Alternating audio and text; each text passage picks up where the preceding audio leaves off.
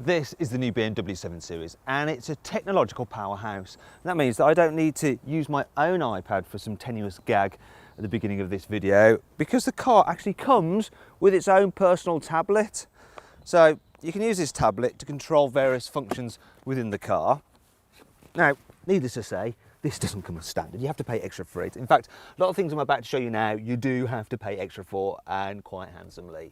We're talking thousands of pounds. So I'll just pull this down and I'll operate the car with this tablet. So we've got some green ambient lighting there. I think I fancy purple. So yes, look, I've changed it to purple. I can also, if I want to, just put on a nice reading light just there. There we go. So I can read the paper and the stocks and shares reports. I can control some other functions as well with this. I can, well, actually it's a bit sunny today.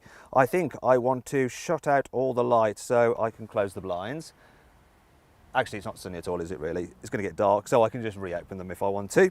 Something else I can do, this car has got the upgraded massage seats and I can control that with this. And well, there's a wide range of programs there. And I think I'm going to go for pelvic activation. Oh, well, actually better stop that and get on with the rest of the review. Now, this is the long wheelbase version of the car. You don't really need it unless you're going to be carrying VIPs, because then, well, I mean, look at this. There's loads of knee room, loads of headroom. Actually, I need to put this back down because I want to control the seat. I can recline this car and it feels super luxurious. If I press this button here, I can control the front passenger seat, push it all the way forward. Obviously, you can have your CEO sat here, aren't you? And yeah, on the whole, very comfy, long wheelbase, or even in the short wheelbase, to be fair. If you need to carry 3 abreast, it's doable. You know, a little bit cramped on headroom.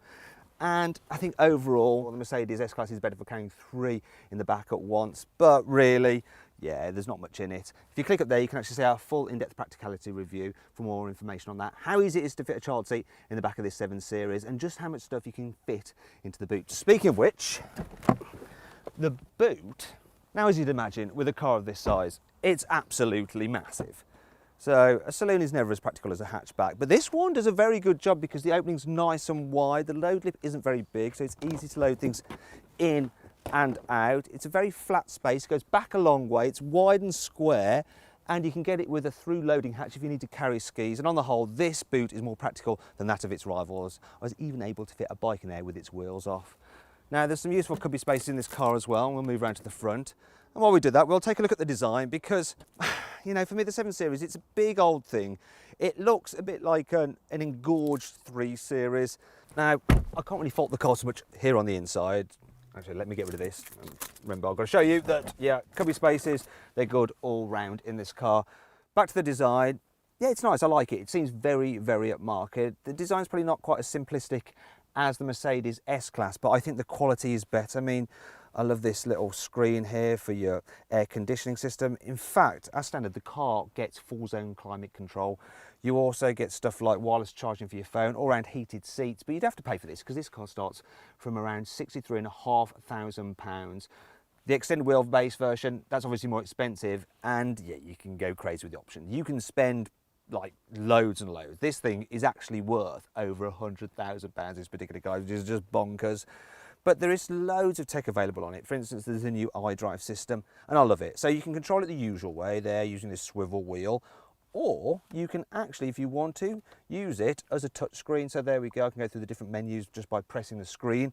And there's another thing I can do, I can control it with gestures. So to turn up the volume on the stereo, I can just waggle my finger around and it does that. So there we go. Now, for our full in-depth video review of that infotainment system, you need to click up there. And it's quite a long video because there's so much to tell you about the system. It's just that impressive. But is a 7 Series as impressive when you hit the road?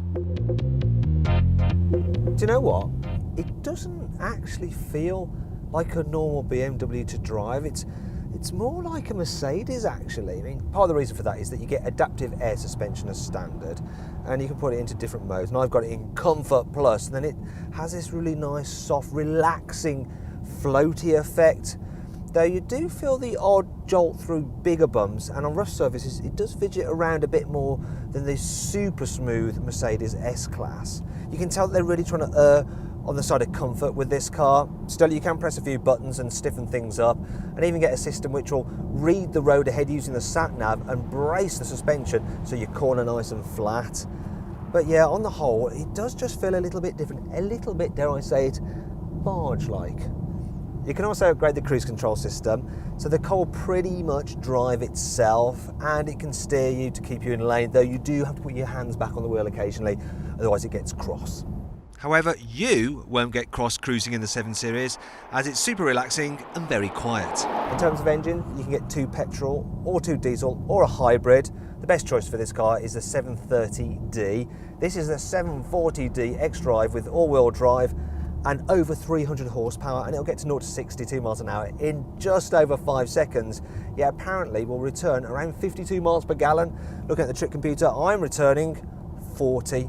That's really impressive. And so too is this automatic gearbox. It's responsive when you want it to be, it's smooth when you want it to be, it's brilliant, and you can change gears yourself using the paddles, though I wouldn't bother. One problem I do have is visibility. Good at the front, good at the back, bit of a blind spot here, but the worst is this. If I move forward, this pillar here is really thick, so when you're pulling out at junctions and looking that way, you're constantly trying to peer around it. Now if you click up there, you can see for yourself by joining me for a 360-degree passenger eye video. There are some other annoying things about the BMW 7 Series. Here's 5. This protruding gear selector looks a little bit stupid and phallic. The gesture controls are a bit of a gimmick, and they don't work all that well, plus you look a bit of a tool driving along going like that. These carbon core badges look a little bit naff, and they're even worse when you find out that actually not that much of the car's core is carbon. The car looks so much better with silver accents rather than this black trim, especially as after watching a Motor Trend video, all I see now is a hockey stick. This digital key may seem like an Apple Watch, but oh god, the screen is really laggy. But there are some super cool things about this car, including what you can do with that key. You can drive the car forwards and backwards by using the remote control, which is perfect for driving into very tight parking spaces you couldn't get out of, or ghost riding the whip.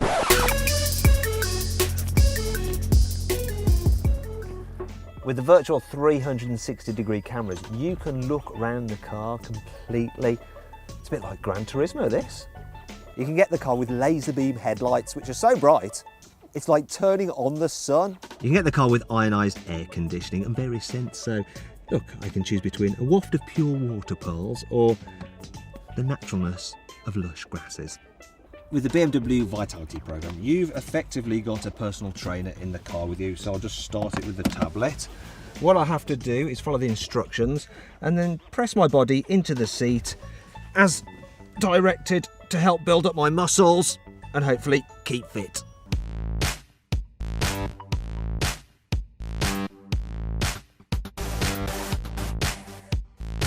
So then, overall, what do I think of the BMW 7 Series? Well, its options are hideously expensive and it looks a little bit nondescript, but it's absolutely lovely on the inside and it's supremely comfy to travel in. Now, if you click up there, you can get more information and find out the best deal you can get on a new car at carwow.co.uk. Thanks for watching. If you enjoyed this video, please like it, share it and subscribe to our channel. And if you click over there, you can watch our detailed practicality, infotainment and 360-degree passenger ride videos for the BMW 7 Series. Now, did you spot the Easter egg in this video? It was the alarm clock in the car's boot set to 7:40, because the car's a 740D, of course.